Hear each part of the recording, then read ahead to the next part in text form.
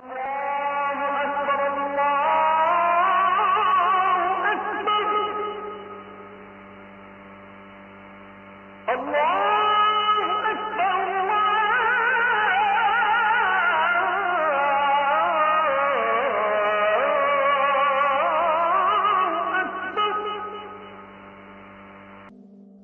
আপনি জাকাতের শাব্দিক অর্থের কথা বলেন, জাকাত এটা এসেছে আরবি শব্দ জাকাত থেকে, যার অর্থ বিশুদ্ধ হওয়া, যার অর্থ বৃদ্ধি পাওয়া। এর আরেকটা মানে আশীর্বাদ আর মহত্ব। তাহলে জাকাত মানে শুদ্ধ হওয়া, পরিষ্কার হওয়া, বৃদ্ধি পাওয়া। জাকাতের মানে মহত্ব, এর অর্থ আশীর্বাদ।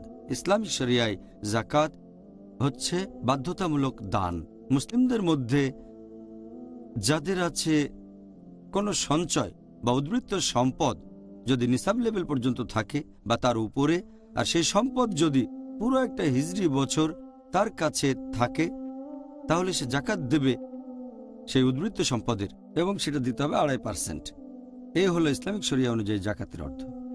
আর আল্লাহ সুবহানাহু ওয়া তাআলা পবিত্র কোরআনে বলেছেন, সূরা তাওবা অধ্যায় নম্বর 9 আয়াত 103, তাদের সম্পদ থেকে তোমরা জাকাত গ্রহণ করো, সাদকা গ্রহণ করো, এতে তুমি তাদের পবিত্র করবে, পরিশোধিত করবে।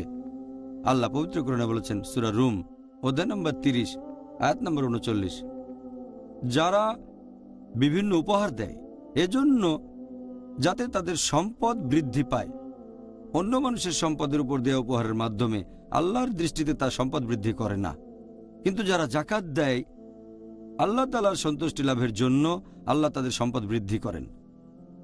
আর জাকাত হচ্ছে ইসলাম ধর্মের একটা স্তম্ভ।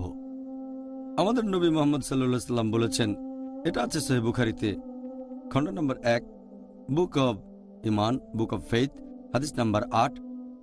মুহাম্মদ সাল্লাল্লাহু আলাইহি সাল্লাম বলেছেন যে ইসলামের ভিত্তি হচ্ছে 5টা স্তম্ভ। প্রথমটা হচ্ছে লা ইলাহা ইল্লাল্লাহ মুহাম্মাদুর রাসূলুল্লাহ, আল্লাহ ব্যতীত কোনো উপাস্য নেই, আর নবী মুহাম্মদ সাল্লাল্লাহু আলাইহি সাল্লাম আল্লাহ প্রেরিত রাসূল। দ্বিতীয়টা হচ্ছে নামাজ আদায় করা। তৃতীয় হলো জাকাত দেয়া, মানে বাধ্যতামূলক দান। চতুর্থ হচ্ছে হজ পালন করা, আর পঞ্চম হচ্ছে রমজান মাসে রোজা রাখা। এগুলো সবই মুসলিমরা করে, আলহামদুলিল্লাহ।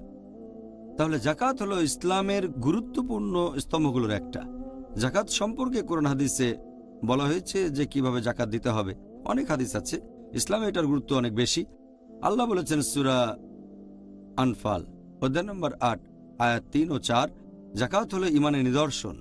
বলা হয়েছে তারাই প্রকৃত মুমিন, যারা নামাজ কায়েম করে আর জাকাত দেয় তারাই হলো প্রকৃত বিশ্বাসী।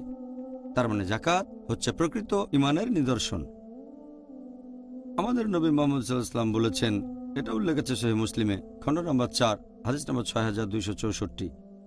নবী বলেছেন যে যখন তোমরা দান করো এতে তোমাদের সম্পদ কমে যায় না, আর আল্লাহ সুবহানাহু ওয়া তাআলার কোনো বান্দা যদি ক্ষমা করে আল্লাহ তাআলা তার মর্যাদা বাড়িয়ে দেন, আর যদি সে বিনয় দেখায় তাহলে আল্লাহ সুবহানাহু ওয়া তাআলা তাকে অন্য মানুষের সামনে করেন মর্যাদা সম্পন্ন।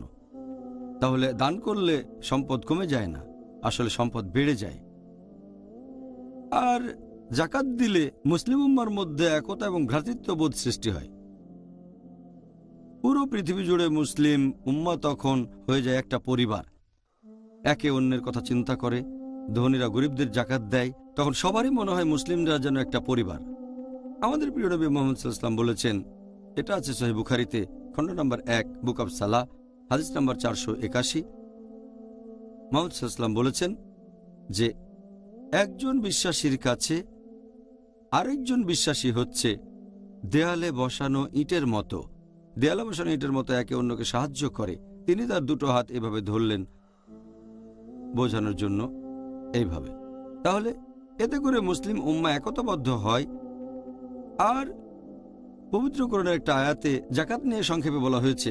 পবিত্র কোরআনের সূরা হাশর অধ্যায় নম্বর 59 আয়াত নম্বর 7 জাকাতের কথা বলছে যে এর কারণে সম্পদ কেবল ধনীদের মধ্যে আবর্তিত হয় না। তাহলে এটা ইসলাম ধর্ম অনুযায়ী একটা অর্থনৈতিক সমাধান।